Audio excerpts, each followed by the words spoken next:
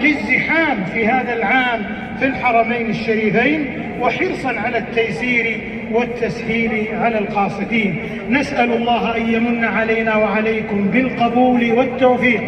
نحمده تعالى كما من علينا ببلوغ هذه العشر أن يكتبنا وإياكم ووالدينا من عتقائه من النار بمنه وكرمه، وأن يوفقنا لقيام ليلة القدر، وأن يعيدها علينا أعواما عديدة وأزمنة مديدة، ونحن في خير وصحة وحياة سعيدة. إن ربي خير مسؤول وأكرم مأمول.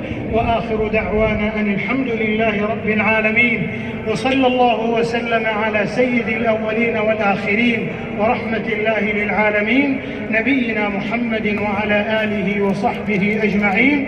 والسلام عليكم ورحمة الله وبركاته. وعليكم السلام.